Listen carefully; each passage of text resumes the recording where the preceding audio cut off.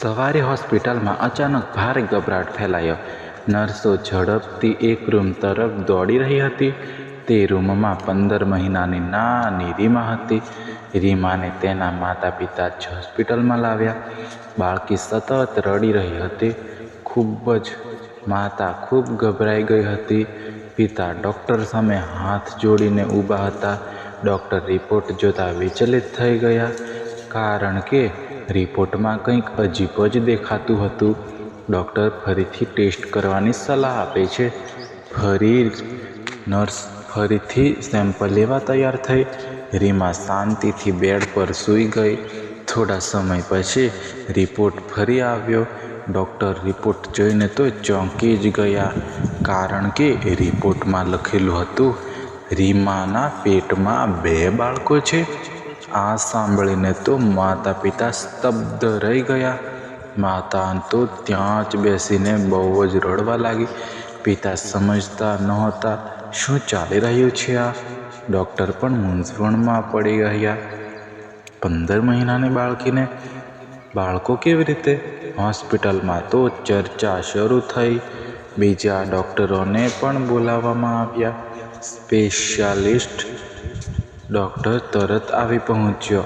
તેમણે અલ્ટ્રાસાઉન્ડ કરવાનું નક્કી કર્યું. રીમાને મશીન પાસે લઈ જવામાં આવી. સ્ક્રીન પર જે દેખાયું તે તો અદ્ભુત હતું. સ્ક્રીન પર 2 બાળકો નાનકડા આકારના દેખાયા. ડૉક્ટર એકબીજાને જોવા લાગ્યા. આ ઘટના તો ખૂબ દુર્લભ હતી. હોસ્પિટલના બધા સ્ટાફ ચકિત રહી ગયા.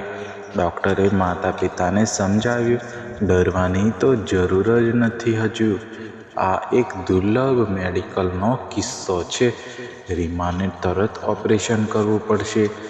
માતા તો રડતા બોલે, મારી દીકરીને કંઈ નહીં થવું જોઈએ. ડૉક્ટરે વિશ્વાસ આપ્યો, અમે પૂરો પ્રયત્ન કરીશું. આગલા દિવસે જ ઓપરેશન નક્કી થયું. સવારથી હોસ્પિટલમાં તણાવ હતો. રીમાને ઓપરેશન થિયેટરમાં લઈ ગયા.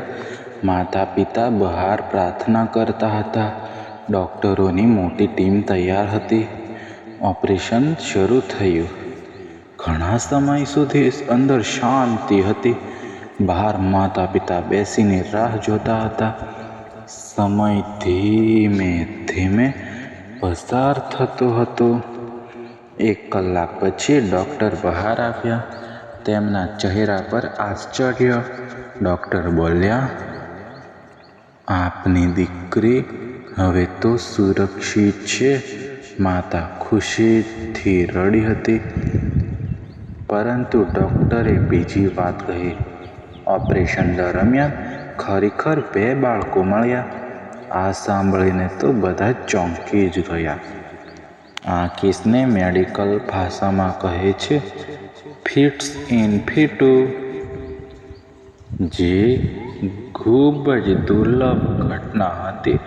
ડૉક્ટરે બંનેને કાઢી લીધા હતા. રીમા હવે સંપૂર્ણ સ્વસ્થ હતી. થોડા દિવસમાં તે હસવા લાગી. હોસ્પિટલના સ્ટાફ તેને જોવા આવતા, કારણ કે રીમા એક ચમત્કાર બની. આ ઘટના આખા શહેરમાં ફેલાઈ ગઈ. ન્યૂઝ ચેનલમાં પણ આવી ગઈ. બધા લોકો રીમાની વાત કરતા. એક ડૉક્ટર પણ આ અનુભવ નવો હતો.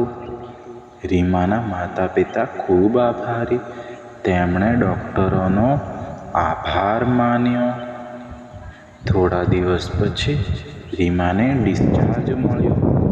ઘરે જતા બધા ખુશ થતા હતા. રીમા હસતી રમતી ઘર પહોંચી.